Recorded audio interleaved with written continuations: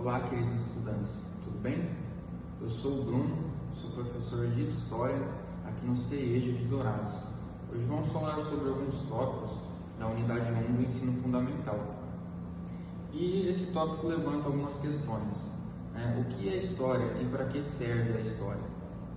A história, segundo Mark Bloch, é a ciência dos homens no tempo.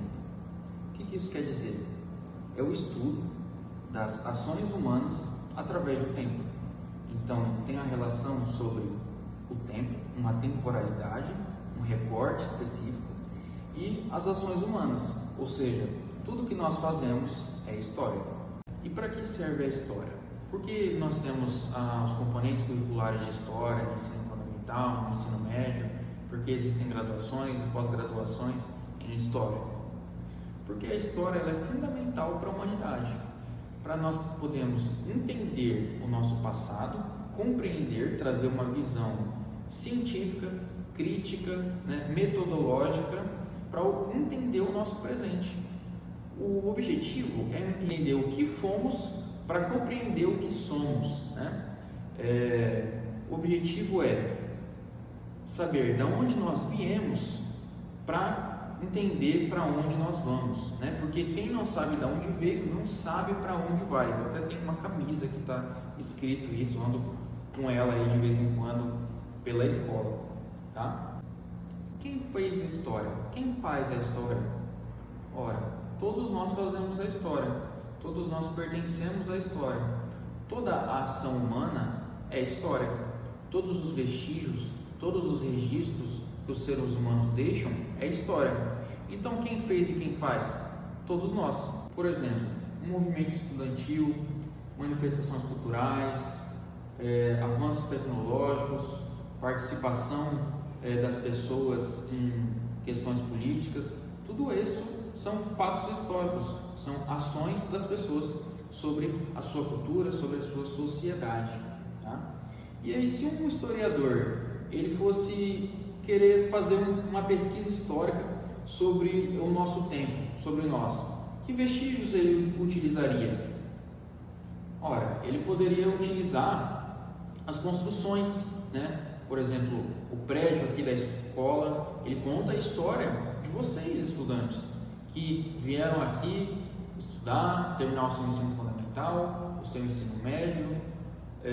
Ele conta também que houve um movimento dentro da nossa sociedade de aprendizado, de aprender novas coisas, de não ficar no mesmo, tá? As nossas roupas, os nossos diários, os nossos cadernos de estudo, tudo isso faz parte da nossa história.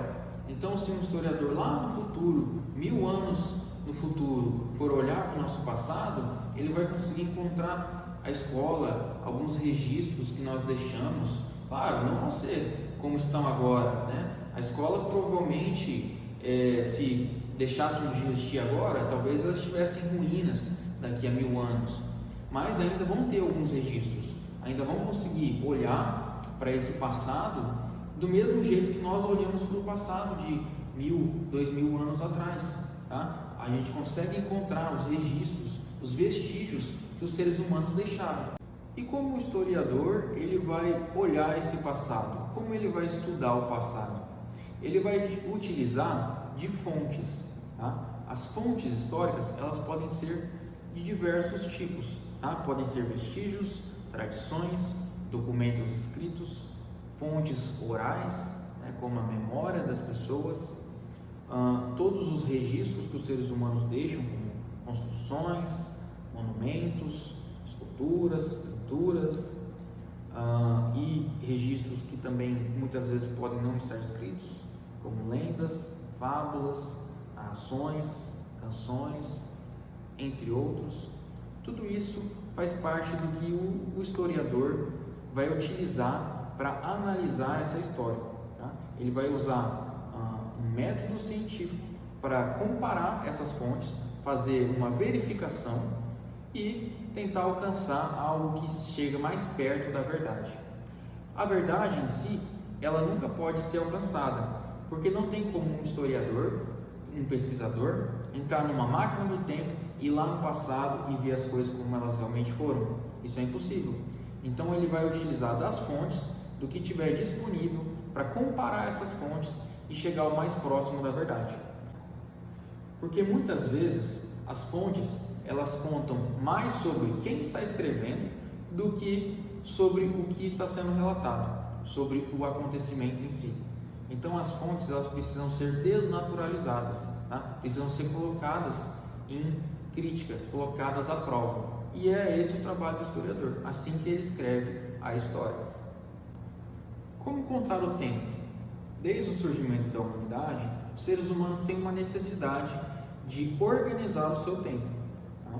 Então existem hoje diversas formas de se calcular esse tempo, de marcar esse tempo, tá? Dentro da nossa sociedade. Então hoje nós seguimos o calendário cristão, né? Que se inicia a partir do nascimento de Jesus Cristo. E ele é separado em dois períodos: AC, que significa antes de Cristo, e DC, depois de Cristo. Mas existem outras formas hoje em dia que são utilizadas para marcar o tempo, né? Como os calendários chineses, judeus e árabes. Então é isso, pessoal. Obrigado por assistirem o vídeo. Continuem estudando. Deixem aí nos comentários dúvidas, alguma adição que vocês queiram colocar aí ao nosso conteúdo. E é isso. Muito obrigado.